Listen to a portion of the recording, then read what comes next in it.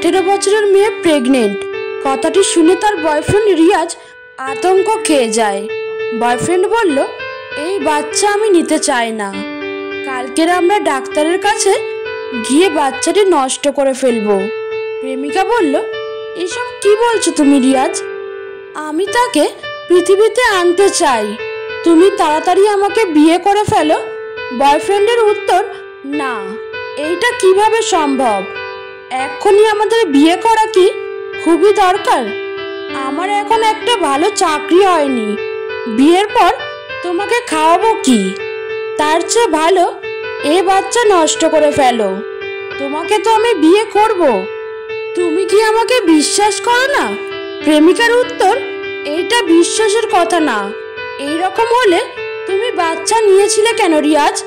আমি পারবো না, প্লিজ তাড়াতাড়ি বিয়ের ব্যবস্থা করো, আমরা বিয়ে করব। প্রেমিকের উত্তর, দেখো তুমি বোঝার চেষ্টা করো, আমার এখন বিয়ের সময় হয়নি, আমি আগে সবগুলো ঠিক করে ফেলি, তারপর আমরা বিয়ে করি। প্রেমিকা বলল, দেখো রিয়াজ, এরকমটা কথা না, তুমি বোঝার চেষ্টা করো প্লিজ। আমি আমার প্রথম বাচ্চা কিভাবে মেরে ফেলবো? পারবো না আমি। আর আমাদের কারণে সে পৃথিবীতে আসতে পারবে না কেন? তার দোষ কি? সে তো কোনো দোষ করেনি, তাহলে সেই পৃথিবীর মুখ দেখবে না কেন?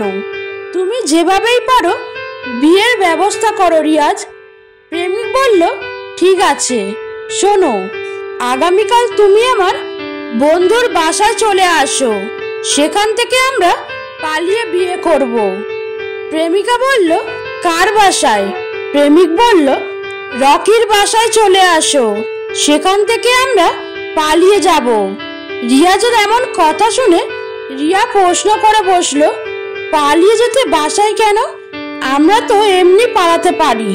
তুমি বাস স্টপে চলে এসো, আমি সেখানে আসব। রিয়াজ বলল, তোমাকে যেটা বলেছি সেটা করো, বাসায় আসতে বলেছি সেখানে এসো, সেখানে থেকে আমরা পালাবো। এর বেশি কোনো কথা বলতে চাইলে বিয়ে করার দরকার নেই। নিরুপায় হয়ে রিয়া বলল, আচ্ছা ঠিক আছে, আমি রকির বাসায় চলে আসব, কিন্তু কখন? রিয়াজ বলল, বিকাল 4টার দিকে। সন্ধ্যা যখন নেমে আসে তখন রিয়ার মাথার মধ্যে হাজারো চিন্তা। একটু চিন্তামুক্ত হওয়ার জন্য রিয়া ফোন করে তার বান্ধবী লিপিকে। হ্যালো লিপি। হ্যাঁ রিয়া বল, কি খবর তোর? আমার কথা আর জিজ্ঞেস করিস না, আমি ভালো নেই। কেন, কি হয়েছে? অনেক কিছু হয়ে গেছে লিপি।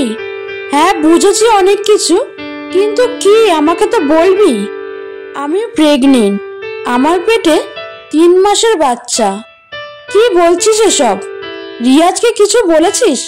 সে জানে? হ্যাঁ, রিয়াজকে বলেছি কালকের আমরা পালিয়ে বিয়ে করতে যাচ্ছি। ওকে, সাবধানে যাস, একটু চিন্তা ভাবনা করে কাজ করিস, সেটাই তো বেশি চিন্তা হচ্ছে। এদিকে আমার বাচ্চাকে আমি পৃথিবীতে আনবো, সেই জন্যই এখন আমাকে পালিয়ে বিয়ে করতে হচ্ছে।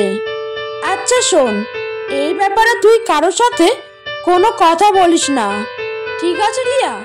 আমি কাউকে বলবো না, তুই যা, আর কোনো সমস্যা হলে আমাকে ফোন করিস। ঠিক আছে, রাখলাম। লিপির সাথে কথা বলার পর রিয়া ফোন করলো রিয়াজকে, কিন্তু রিং আমার পরেই সাথে সাথে ফোনটা কেটে দিল রিয়াজ। অদ্ভুত রকমের ভাবনা ফিল করতে লাগলো রিয়া। 10 মিনিট পর রিয়াজ ফোন ব্যাক করে বলল, হ্যালো রিয়া। রিয়া বলল, কি হয়েছে? ফোন কেটে দিচ্ছ কেন? কালকের ব্যাপার নিয়ে কথা বলছিলাম। যাই হোক, তুমি প্রস্তুত তো?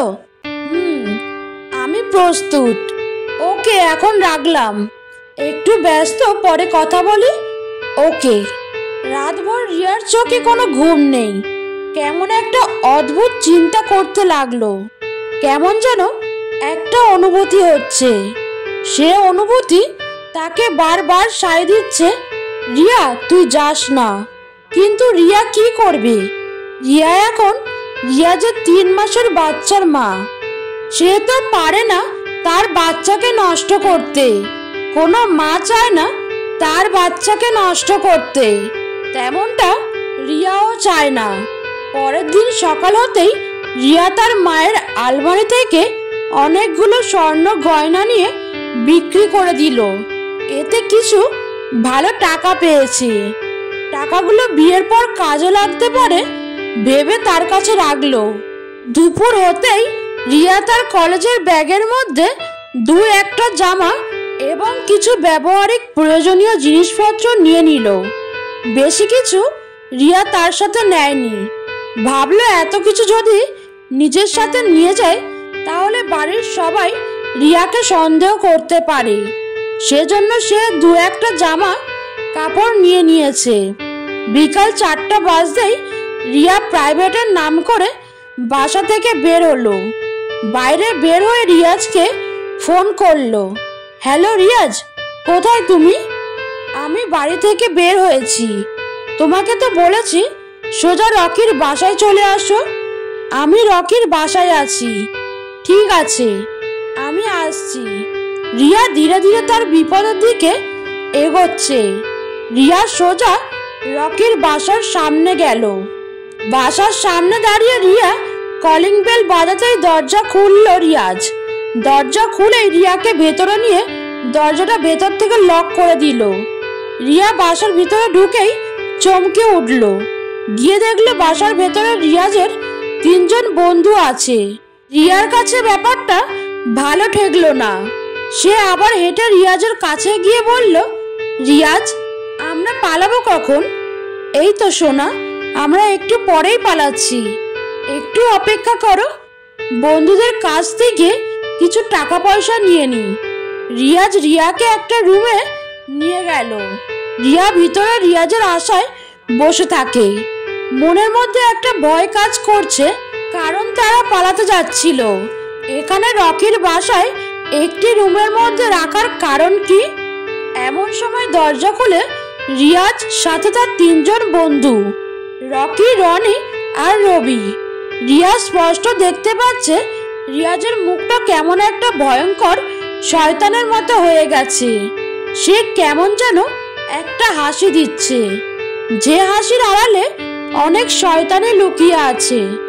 তারপর রিয়া রিয়াজকে জিজ্ঞাসা করলো, রিয়াজ, আমরা পালাবো কখন? আমরা তো পালাচ্ছি না বেবি। মানে কি রিয়াজ?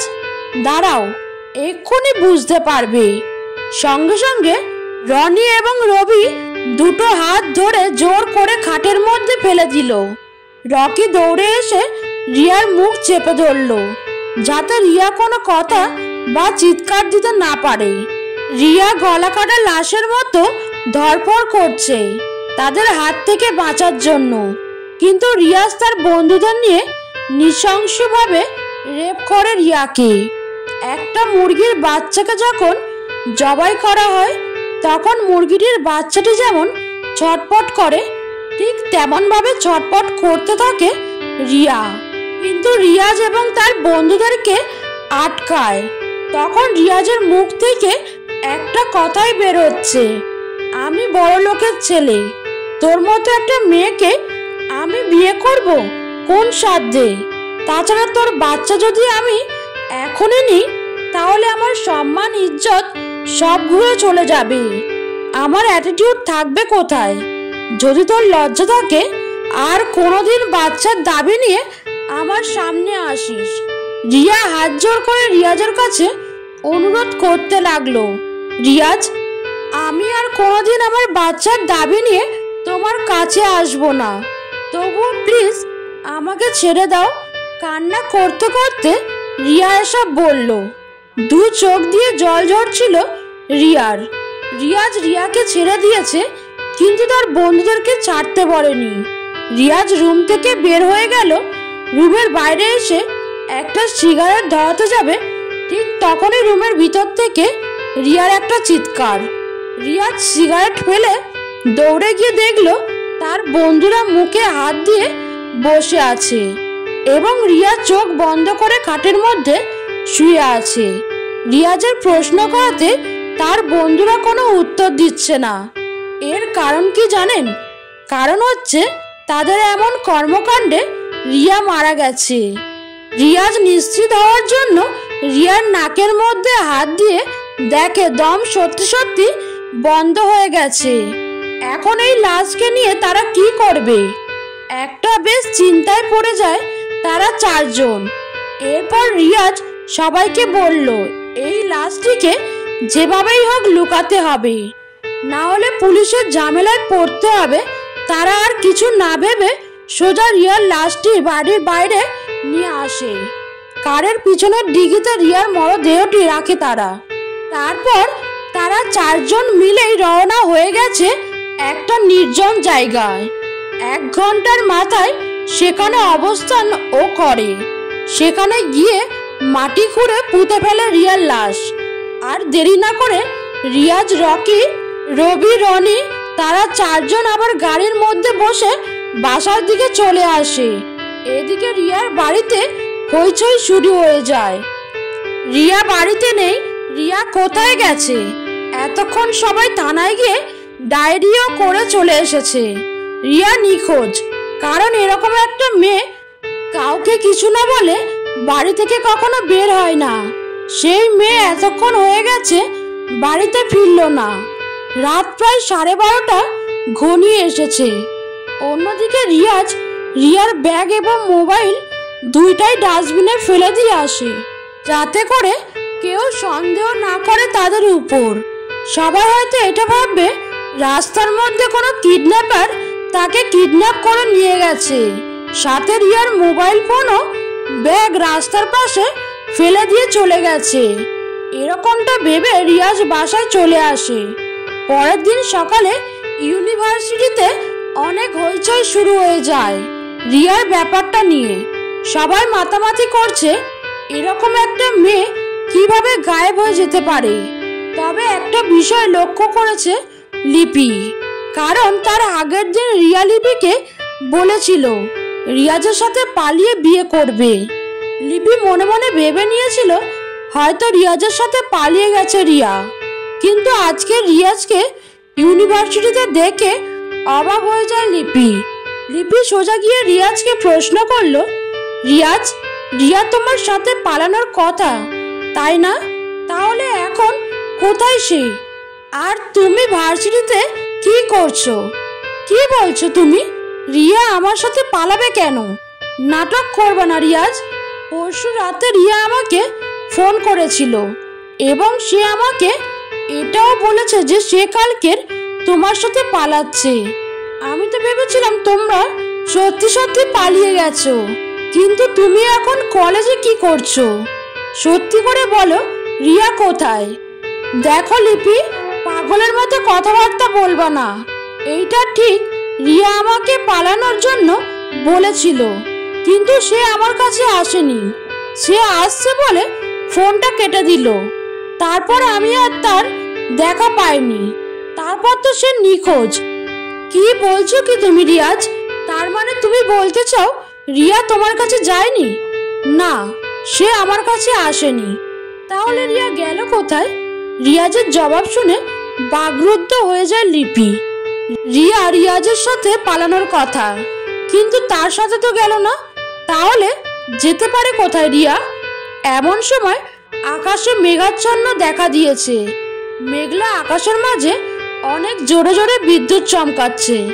হঠাৎ করে আবহাওয়া এরকম বদলে যাওয়া অস্বাভাবিক ব্যাপার। আচ্ছা, কজন ছেলে বুকে হাত রেখে বলতে পারবে আজ তার গার্লফ্রেন্ড ধর্ষণের শিকার হলেও সে তার গার্লফ্রেন্ডকে বিয়ে করতে রাজি? কজন মেয়ে বুকে হাত রেখে বলতে পারবে তার বয়ফ্রেন্ড আজ সড়ক দুর্ঘটনায় একটা হাত বা পা হারালেও তাকে বিয়ে করতে রাজি? এই দুটো প্রশ্নের উত্তর বের করতে পারলে ভালোবাসা আর রিলেশনের মধ্যে তফাৎগুলো বের হয়ে যায়। 4টি জায়গা কখনো ভরে না। 1 সমুদ্র, 2 তৃষ্ণার ধারা, 3 শ্মশান এবং 4 মানুষের মন। 3টি কথা বলুন আপন মানুষ সারাদিন আপনার কথা চিন্তা করবে। 1 বলুন আপনি শুধু তাকেই চান, তিনি আপনার জীবনে বিশেষ একজন। 2 তার সাথে ভবিষ্যতে ঘর করবেন এই স্বপ্ন দেখান। 3, সবসময় তাকে মন থেকে ভালোবাসুন। সত্যের পথ বড় কঠিন, সেখানে কেউই তোমার সঙ্গে থাকবে না। তোমাকে একই পথ চলতে হবে, শুধু ভাবলেই হবে না। ভয়কে মুছে ফেলার পদক্ষেপ তোমাকেই নিতে হবে। যদি মনে হয় হেরে যাওয়া লজ্জার, তাহলে নিজেকে এমনভাবে তৈরি করো যাতে পরের বার আর হারতে না হয়। ভবিষ্যতে ভালো থাকার জন্য যেটা করছো সেটা সুখ নয়, বর্তমানে যেটা করছো সেটাই সুখের। মৃত্যু জীবনের বিপরীত নয়, এটা জীবনের একটি অংশ। আমরা সবাই একদিন মারা যাব। চেষ্টা করতে হবে বেঁচে থাকাকালীন এমন কিছু করার যাতে মরার পরেও সবাই মনে রাখে। যে মরতে ভয় পায় সে নয়, যে বাঁচতে ভয় পায় সে ভীতু। চোখ বন্ধ করে যেদিন দেখতে শিখে যাবে সেদিন তোমার জীবন সার্থক হবে। যদি কেউ জিজ্ঞেস করেন যে কতদিন স্বপ্ন দেখতে হবে, আমি বলবো যতদিন না পর্যন্ত আপনার স্বপ্ন বাস্তবায়িত হচ্ছে ততদিন। প্রথম জয়ের পরে থেমে যাবেন না, পরিশ্রম করে যান, কারণ পরের বার যদি আপনি বিজয়ী না হন, লোকজনের বেশিরভাগই কিন্তু বলবে যে আপনি কপাল জোরে জিতে গিয়েছিলেন আগের বার। আপনার লক্ষ্যে পৌঁছানোর জন্য নিজের সম্পূর্ণ আত্মত্যাগ প্রয়োজন। যদি কোনোদিনও আপনি ব্যর্থ হন, সেক্ষেত্রে হতাশ হবেন না। ব্যর্থতার অর্থ কিন্তু এটাই যে আপনি অন্তত চেষ্টা করেছেন। যাদের কাছে সম্পূর্ণভাবে মন লাগে না, তারা সাফল্যেও তত বেশি খুশি হন না। যে কাজটি করতে ভালোই লাগে না, তাতে সফল হলাম না ব্যর্থ কি বা এসে যায়। প্রেম হলো জ্বলন্ত সিগারেটের মতো, যার আরম্ভ হলো অগ্নি দিয়ে আর শেষ পরিণতি ছায়েতেই। প্রেমে পড়লে বোকা বুদ্ধিমান হয়ে ওঠে, বুদ্ধিমান বোকা হয়ে যায়।